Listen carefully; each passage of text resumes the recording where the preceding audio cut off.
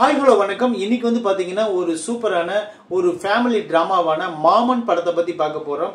இந்த படத்தினுடைய டைரக்டர் யாருன்னு பாத்தீங்கன்னா பிரசாந்த் பாண்டியராஜ். இந்த படத்துல வந்து கதையின் நாயகன் வந்து சூரி, ஐஸ்வர்ய லட்சுமி ஹீரோயினியா பண்ணிக்கிறாங்க, ராஜகிரண், அப்புறம் பாலசரவணன் சொல்லிட்டு ஏகப்பட்ட பேரு, பாபா பாஸ்கர், நிறைய பேர் நடிச்சிருக்காங்க இந்த படத்துல. இந்த படத்தினோட ஸ்டோரி பத்தி பாக்குறதுக்கு முன்னாடி நம்ம சேனலை சப்ஸ்கிரைப் பண்ணி வச்சுக்கோங்க. அப்பதான் நான் போடுற வீடியோ உங்களுக்கு வந்து கிடைக்கும். இப்போ வந்து பாத்தீங்கன்னா மாமன் அப்படின்னு ஒரு படம். இந்த படத்தை வந்து நம்ம பார்க்கறதுக்கு போறதுக்கு முன்னாடி கையில கர்ச்சீப் எடுத்துட்டு போயிருங்க. ஏன்னா ஒவ்வொரு சீன்லும் அவங்க நெஞ்ச நக்கிட்டே தான் இருப்பாங்க. உங்களுக்கு கண்ணு தண்ணி வந்துகிட்டே தான் இருக்கும். ஃபர்ஸ்ட் ஹாப் கூட பரவாயில்ல, ஒரு காமெடி கலந்த ஒரு குடும்ப படமா கொண்டு போயிட்டாங்க. செகண்ட் ஹாப் எல்லாம் கண்டிப்பா நீங்க அலுவலகம் வெளியே வரவே முடியாது. இன்னொரு விஷயம் என்னன்னு பாத்தீங்கன்னா, இந்த படத்துல நடிச்சுக்கிற எல்லா கேரக்டருமே நம்மள அழுவச்சிரும். குறிப்பா ராஜகிரணா அவங்க மனைவியா வர கேரக்டர்லாம் வேற லெவல் அழுவச்சிரும். அதனால தயவு செய்து போகும்போது ஒரு டவலோ ஒரு துண்டோ அல்லது ஒரு 4-5 கர்ச்சீப்போ எடுத்துட்டு போயிட்டீங்கன்னா உங்க கண்ணீருக்கு அது பாதுகாப்பா இருக்கும். மாமன் படத்தை பார்த்துட்டு நாங்க என்ன பண்ணமோ அதை தான் நாங்க வந்து திரையில சொல்ல முடியும்.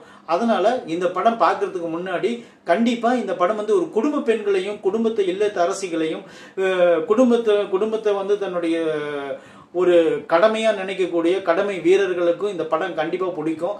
இன்னொரு விஷயம் சொல்ல போனா, இந்த கதையை சொன்னதுக்கு அப்புறம் உங்களுக்கு எப்படி இருக்குமோ அதுபடி நடந்துக்கங்க. உண்மையாவே ஒரு கணவன் மனைவியை நேசிக்கிறவங்க இந்த படத்தை பார்க்கலாம்.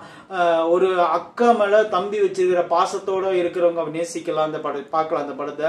அப்புறம் வந்து மாமனுக்கும் மருமகனுக்கும் இருக்கிற ஒரு ரிலேஷன்ஷிப் வந்து மதிக்கிறவங்கன்னா இந்த படத்தை நீங்க பாருங்க. இன்னொரு விஷயம்னு பாத்தீங்கன்னா, இந்த படத்துல எல்லா கேரக்டரும் இருக்கு. அப்பா அம்மாவுக்கு ஒரு விஷயம் வேணுமா இருக்கு, அண்ணன் தம்பிக்கு ஒரு விஷயம் வேணுமா இருக்கு, மாமன் மச்சானுக்கு ஒரு விஷயம் வேணுமா இருக்கு. உங்களுக்கு என்ன இல்லையோ எல்லாமே இந்த படத்துல கலந்து கொடுத்துக்கிறாங்க. இந்த படத்துல நம்ம வந்து கதையை பார்ப்போம். இந்த படத்தினோட கதை என்னன்னு பாத்தீங்கன்னா, ஓப்பனிங்ல அதாவது சூரிக்கு ஒரு அக்கா இருப்பாங்க. அவங்களுக்கு வந்து குழந்தை பாக்கியம் 10 வருஷம் கிடையாது. அவரோட கனவு வந்து பாபா பாஸ்கர் தான், டான்ஸ் மாஸ்டர். அவர் என்ன பண்ணுவாருன்னு பாத்தீங்கன்னா, 10 வருஷமா குழந்தை இல்லாதனால ரொம்ப அவங்க அக்கா ரொம்ப சோர்ந்து போயிடுவாங்க. இப்போ வந்து ஒரு கட்டத்துல அவங்களுக்கு வந்து ஒரு குழந்தை பாசிட்டிவ்னு வந்துடும். வந்த உடனே அந்த ஹாஸ்பிட்டலே வேலை செய்யக்கூடிய, செக்கிங் பண்ற ஹாஸ்பிட்டலே வேலை செய்யக்கூடிய ஹீரோயினிய நம்ம ஹீரோ பாக்குறாரு. பார்த்த உடனே உங்களுக்கு வந்து குழந்தை வந்து ரொம்ப வீக்கான 80% தான் இது இருக்குது, இன்னும் 10% 20% வந்து உங்களுக்கு வந்து நார்மல் கிடையாதுன்னு சொல்லிட்டு செக்கப்புக்கு போறாங்க. அப்புறம் எப்படியா ஒன்று தட்டு தர மாதிரி ஒரு குழந்தை பிறந்துருது. அந்த குழந்தை பிறந்த உடனே மாமனுக்கு ஆகாது அப்படின்னு சொல்லிட்டு அப்பயே சொல்லுவாங்க. ஆனா இருந்தாலும் அதெல்லாம் ஒரு பெரிய விஷயம் இல்லைன்னு சொல்லிட்டு சூரி போய் கையில வாங்கினதுக்கு அப்புறம் மாமனுக்கு இப்படிலாம் ஆகாம போகுது அப்படிங்கன்னு சொல்லிட்டு செகண்ட் ஹாப்ல வச்சு செஞ்ச படம் தான் இந்த படம். அப்புறம் வாங்கிடுறாரு. வாங்கினதுக்கு அப்புறம் அந்த பையன் 1வது வரலும் வந்துடுறான். வந்தோடனே மாமனை விட்டு பிரியவே முடியல. இப்ப என்னாவதுன்னு பாத்தீங்கன்னா, அந்த பையன் பிறந்த உடனே இப்போ வந்து 5 வயசு ஆனதுக்கு அப்புறம் 5 வருஷமா அந்த டாக்டர், அந்த ஹாஸ்பிட்டல்ல வேலை செஞ்சுட்டு இருக்கிற டாக்டர் பொண்ணை நம்ம ஹீரோ உஷார் பண்ணிடுறாரு. உஷார் பண்ணதுக்கு அப்புறம் அந்த பொண்ணை கல்யாணமும் பண்ணிக்கிறார். ஏன்னா இரு வீட்டு சம்மதத்தோட கல்யாணம் பண்ணதுக்கு அப்புறம், ஆனா அந்த குழந்தை ஆசையா வளர்த்த குழந்தைய இவங்களுக்கு வந்து ஒரு யமனா மாறி இருக்கு. அதுக்கு என்ன காரணம்னா, அது வந்து அந்த குழந்தைக்கு ஒன்றும் தெரியாது, ஆனா பெரியவங்களுக்கும் ஒன்றும் தெரியாம போறதுதான் பெரிய ஆச்சரியமான விஷயம்.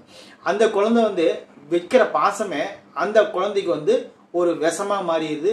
அதுவே சூரிக்கும் அதே மாதிரி ஒரு விஷமா மாறிடுது. அதுதான் ஒரு உண்மை. 2 பேர்த்துக்கும் மாமா மச்சான், மாமா மருமகன் அப்படிங்கிற ஒரு சூழ்நிலை இருந்தாலும் கூட, எனக்கு ரொம்ப பிடிச்ச சீன் இந்த படத்துல என்னன்னு பாத்தீங்கன்னா, நீ வந்து அந்த பையனை ஒரு பாரமா நினைக்கிற, அந்த பையனை விட்டுட்டு பிரியறதுக்கு உனக்கு மனசு இல்லைன்னு சொல்லிட்டு ஒரு சீன்ல பேசுவார். யாருன்னு பாத்தீங்கன்னா, ஒரு கேரக்டர் பேசும்போது இவர் வந்து, நீ வந்து இவ்வளவு பாசமா இருக்கிற, ஆனா உன் மேல இருக்கிற பாசத்தோட அவங்க அப்பா மேல பாசம் குறைவா இருக்குது. அதனால நீ என்ன பண்ற, நீ பிரிஞ்சு போனீங்கன்னா அந்த பையன் வந்து அவங்க அப்பா மேல கொஞ்சம் பாசமாயிருவான் அப்படின்னு சொல்றாரு. சொன்னோன்னே என்ன ஆகுதுன்னு பாத்தீங்கன்னா, அவங்க அப்பா மேல பாசம் வருது, இவர் பிரிஞ்சு போயிடுறாரு. பிரிஞ்சு போனதுக்கு அப்புறம் இவருக்கு ஹீரோயினிக்கு சந்தோஷமா வாழ்றாங்கன்னு பாத்தீங்கன்னா, அங்கேயும் சந்தோஷம் கிடையாது. ஆனா அந்த பொண்ணு கர்ப்பமாயிருது. இப்ப என்ன ஆகுதுன்னா, அந்த மருமகன் கிட்ட இருந்து மாமா ஒளிஞ்சு வாழ்றாருன்னா அவங்க என்ன சொல்லி வச்சுட்டாங்கன்னா, அதாவது அந்த மருமகனோட அப்பா அம்மா மாமா வந்து செத்து போயிட்டாரு, சாமி கிட்ட போயிட்டாரு அப்படின்னு சொல்லிட்டு வீட்டில் பூ போட்டு கும்பிட்டுட்டு இருக்கிறாங்க. இப்போ கடைசியில் என்ன ஆகுதுன்னா, மருமகனும் மாமனும் சந்திச்சாங்களா இல்லையா, அந்த குடும்பத்தில் என்னென்ன குழப்பங்கள் வந்துச்சு, அதுக்கப்புறம் எந்த அளவுக்கு நம்மளை வச்சு செஞ்சாங்க, நம்மளுக்கு எந்த அளவுக்கு அந்த படத்தில் கண்ணீரோட திரும்பி வந்தோம்.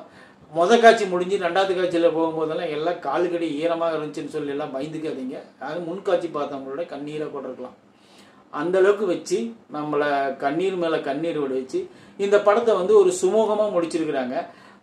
இந்த படத்தை வந்து நம்ம பார்க்கும்போது இவ்வளோ சென்டிமெண்ட் நம்மளுக்கு தேவையா?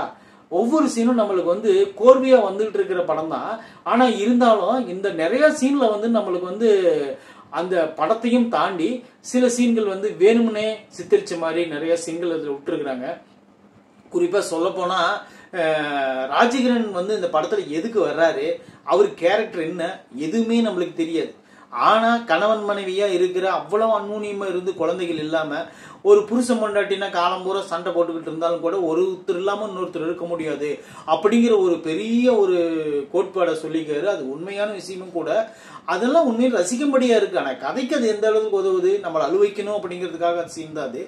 அது போல் இந்த படத்தில் நடிச்சுக்கிற எல்லாருமே சூப்பராக நடிச்சுக்கிறாங்க. பாலசரவணனுக்கு இன்னும் கொஞ்சம் அதிகமான ஸ்பேஸ் கொடுத்துருக்கணும். அவர் காமெடிங்க எதுவுமே இல்லை, காமெடியாக அவர்கிட்ட இல்லை. அப்புறம் 2வது வந்து பார்த்தீங்கன்னா இந்த படத்தில் வரக்கூடிய எல்லாருமே நல்லா தான் நடிச்சுக்கிறாங்க, ஒன்றும் பிரச்சனை இல்லை. இந்த படத்தை பார்க்கணுன்னு விருப்பப்பட்டீங்கன்னா கண்டிப்பாக பாருங்கள், வேணான்னு சொல்ல. ஃபேமிலியோடு போய் பாருங்கள், அப்போ தான் உங்களுக்கு வந்து இந்த படம் பிடிக்கும். ஃபேமிலியோடு வந்து அக்கா தம்பி அண்ணன் தம்பிச்சி மாமா மச்சான் எல்லாம் சித்தப்பா பெரியப்பா எல்லாம் குடும்பத்தோடு போய் இந்த படத்தை பாருங்கள், அப்போ தான் இந்த படம் பிடிக்கும். நீங்கள் போய் தனியாக பார்த்தீங்கன்னா கண்டிப்பாக அழுதிங்கன்னா ஆறுதல் சொல்கிறதுக்கு கூட பக்கத்தில் ஆள் இருக்காது.